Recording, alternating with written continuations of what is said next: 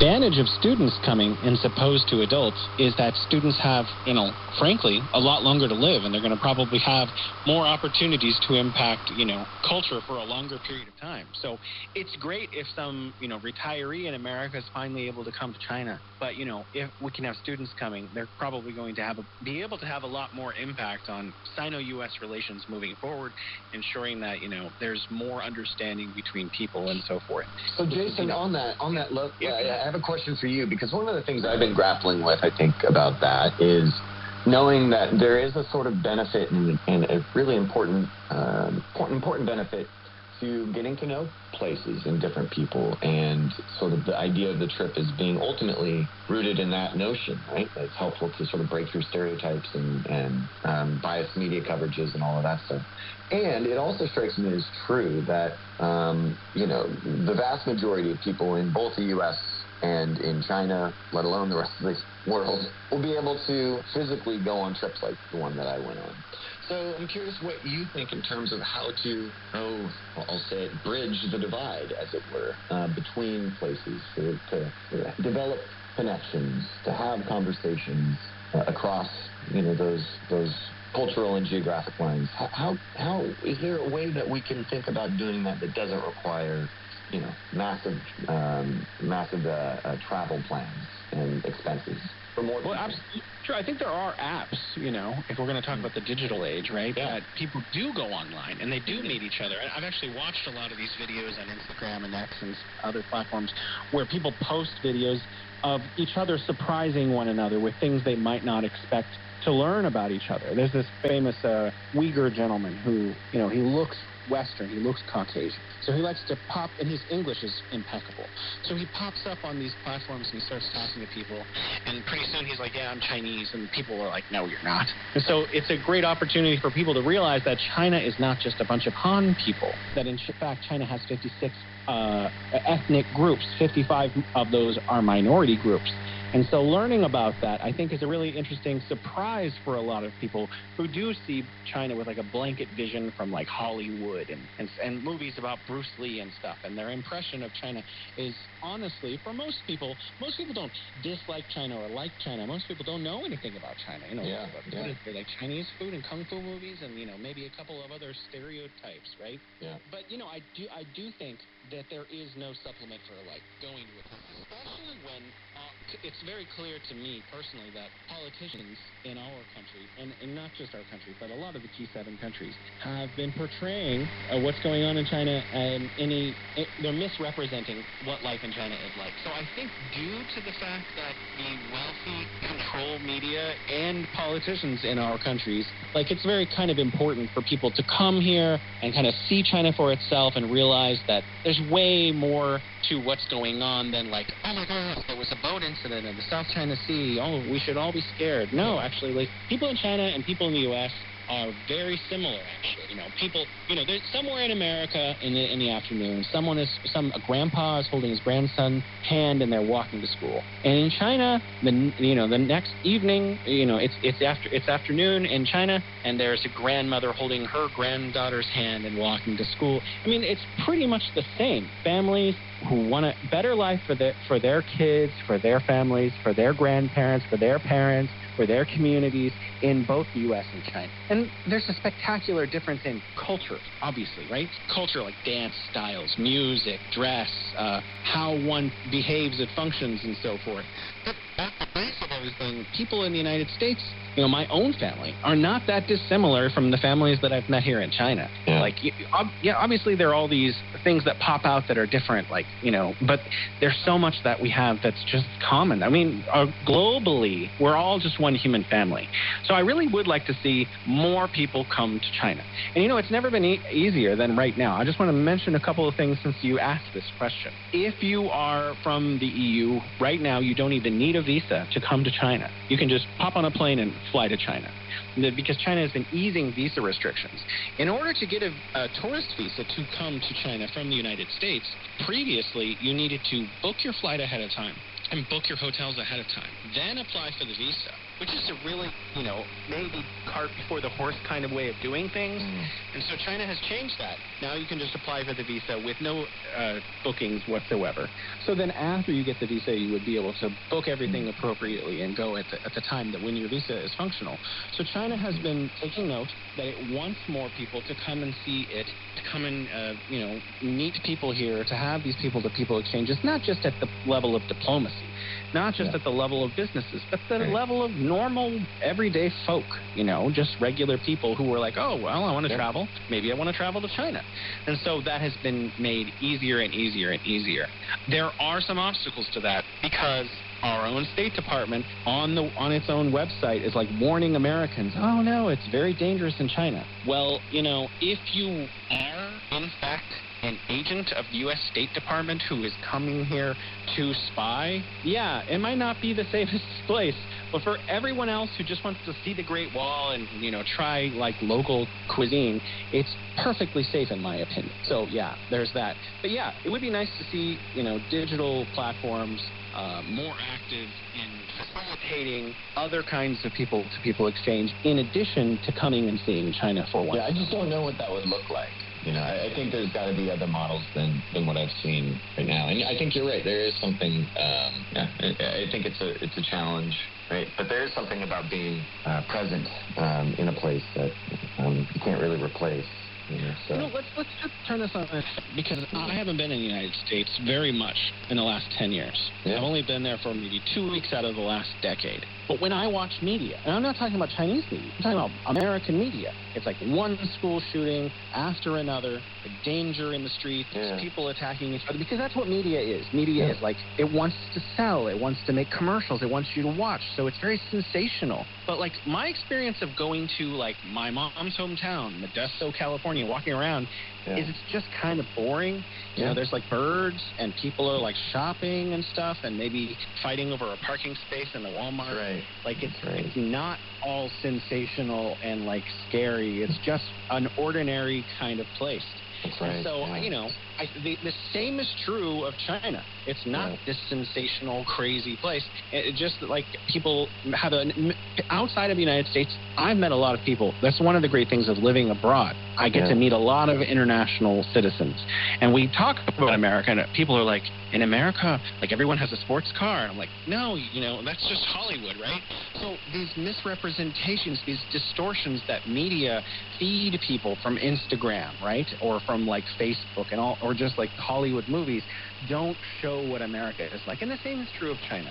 So if we really want to understand each other, I don't think that there's any shortcut. I really think people just need to hop on a plane. Is that environmentally the most responsible way to behave? No. But, maybe go to Asia one year, go to Europe the next year. At least you have a better perspective on like what the world is like than just staying home in, your hometown. Yeah. Yeah, a great set of points. Couldn't agree more. I mean, one of the things that got raised by, I think, some of the students on the trip that struck me as also telling was, a sense actually of after we arrived there, we spent a couple of days in China, and we were moving around the country a little bit, a sense of the ordinary emerged.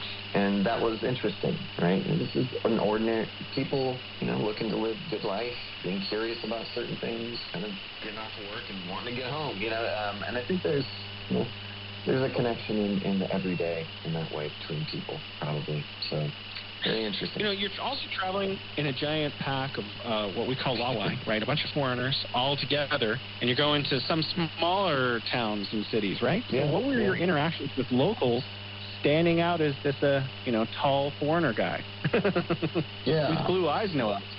Yeah. We've talked a lot of the class and faculty and stuff, and talked quite a bit about that. It's sort of to be expected, right? We're tourists traveling around. So, yes, that was there. I didn't get a sense, to be quite honest, that it was, it was like obvious that we were traveling in a group, but nothing outrageous, If anything, it was like, oh, yeah, like, let's, it was kind of interesting to see people want to take pictures of us. and instead of, vice versa, right? Speaking of the sort of colonial history and the sort of tourist gaze and all of that. So that was somewhat reversed in certain circumstances, which was interesting. But for the most part, people, everyone was quite welcoming and kind and nice and all of that stuff. So, yeah, I mean, that obviously brings other challenges when you're traveling with a group of people that have nothing necessarily to do with the place that you're in. But it was great. I think it was a good experience in that way. And we went to different places. Everyone couldn't have been more kind and welcoming, from Central China Normal University to a tea plantation in the sort of hinterlands. Like, everyone was really, really welcome. So it was great. I mean, that was my impression anyway. Well, could you tell us about the tea plantation? I've actually been to a tea plantation as well. I went in Jiangxi, went to a tea plantation there, but we missed harvest season, so everything had just been harvested, and then no farmers were there. Yeah, I mean, it was a quick flyby of that part. But outside Anshi, am I pronouncing that correctly, Jason? I don't know where Anshi is.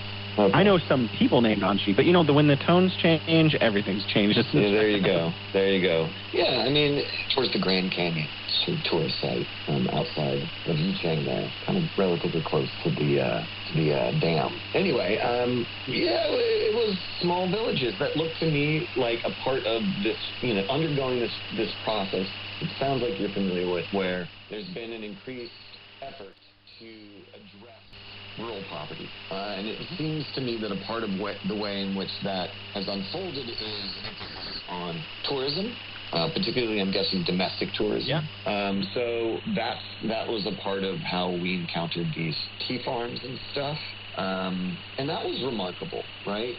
Clearly, the big distinction that stood out to me was in inequality or income or whatever had to do more with the urban-rural distinction than within cities necessarily, although I'm sure that's also there. And so it was interesting to go in these rural areas and see, efforts to raise standards of living, to bring in tourism dollars, to work on infrastructure, highways, things like that. So that was another interesting aspect of the trip. And some of the smaller villages, just beautiful places, And speaking of ordinary, everyone, it was cool to see largely older people in the rural areas, kind of going about life. I think we might have talked a little bit about that as just something that I was interested in, was seeing the generational differences between the rural and urban, and how that maybe was something being grappled with or thought about or addressed in some ways. How to take care of the old people. One of the great things that seems to me about the cities, and we've talked about incredible city building, modernization, all of these things happening in China. Lots of young people, lots of enthusiasm, lots of energy in cities. What do you do with the old folks in the country? Like, what about them, right? And that strikes me as something that we are witnessing efforts to address in small ways, which seems reasonable, right? Let's care about what happens to the people in the countryside as well as your observations are so in lockstep with how the data kind of spells things out. So it's really interesting that you have all these impressions, because there are cliches in Chinese culture that young people move to the cities and then send resources back to their parents who stay in the countryside. I kind of want to share a personal experience. I'm married to a lovely Chinese lady, and her grandmother, who's quite old, about 80, she lives in the deep countryside, and we have repeatedly, said, "Hey, Grandma, come live with us." And the answer is, this is my home. Yeah. I don't want to come live with you in Beijing. I want to live here. In my, so she's living alone in the countryside, and government has made all these efforts to make medical care available, so doctors might come visit her if she needs something. And they've actually rolled out, she didn't used to. In 2014, she didn't have plumbing. but in 2014, China announced they're going to make plumbing available just for everyone, no matter what, and they're going to just make it happen in every province in China. And so she had a well in front of her house that she actually used to pump. 2015, I go visit, she has plumbing. She has a running water and a flushing toilet. Wow. And so, like, she's just like, I'm not leaving. So it's really bizarre. So we actually have to, like, send her things to make her life more comfortable there, because she refuses to move in with us, even though we have a spare bedroom here that she could live in. And so it's really bizarre. You know, the government, Chinese government, has spent a lot of effort trying to move some of the rural residents into urban areas, but some people are just like, no. And so that creates this complication. And so you mentioned roads. That's also a thing. There's a Chinese phrase: if you want to become rich, build a road. And so one of the things that China has endeavored to do over the last couple of decades, or maybe even, forever, is build roads to all of these different places. So if there's an impoverished community, try to make it accessible to the major cities. So not just people can leave or whatever, but they can have access to the markets, so they can sell goods. And so all of these things are, and you're right, there is an aging population here in China. And so, yeah, this is an ongoing dialogue that is being worked through about how to provide care for people who are like, no, this is where I live, so if you're going to provide care for me, it's going to be here. And so, yeah, it's easier to provide care for your, infirmed grandfather or grandmother if they live in the major city that you're residing in. And I know people who are taking care of their grandparents here in Beijing, but when they live, 1,000 kilometers away, it's much more complicated, isn't it? Yeah. So, I wanted to ask you, right now in America, one of the big things that is people at least say there is a housing shortage, right? And this is something I think about a lot. Is this because people are buying it up so they can create more renters, and then renters can't buy homes because the home costs are so expensive because people bought them up to rent them out? Or, this is space and human geography. In China, we have these super mega towers. Some of them are like 50 stories tall, filled with, like, there's a town called Oakdale in California. I think the population is 20,000. There are a couple communities here in Beijing where it's just a fenced off couple buildings. That's the entire population of Oakdale could just fit there. So, like, is there an opportunity to build different kinds of infrastructure, or what's going on in the housing community, in your opinion, in the United States? Are there things that can be borrowed? It's a great question. I mean, obviously it depends on where you're at, right? Like, geography, place matters in terms of what the housing situation looks like. I think, generally there's a sense, the standard, I think, understanding of the crisis is that it is one of shortage. Of course, I think, it is also agreed upon by most thinking folks that the problem is affordable housing, not just space, but housing relations. And I think that's something that's really important to take note of. It depends, right? Like, some places, for sure, there hasn't been investment in affordable housing for people. In other places, there's been a lot of investment in housing, but primarily to store capital. So, whether it's being actually used as housing or not is almost secondary to its purpose, right? So the combination of financialization, commodity housing, has led to a real dearth of quality housing for a lot of people. And so, it's a fundamental problem, housing, in the U.S. A fundamental one that grassroots organizations, housing activists, have been certainly at the front line. Tenant organizations, tenant unions have been at the front lines of trying to address in ways that actually address the problem, which isn't simply one of space, but of a particular kind of housing relationship, right? Which is premised on another form, which is premised on housing that makes for the housing. So, to my mind, that's the key sort of kernel, the key problem to address.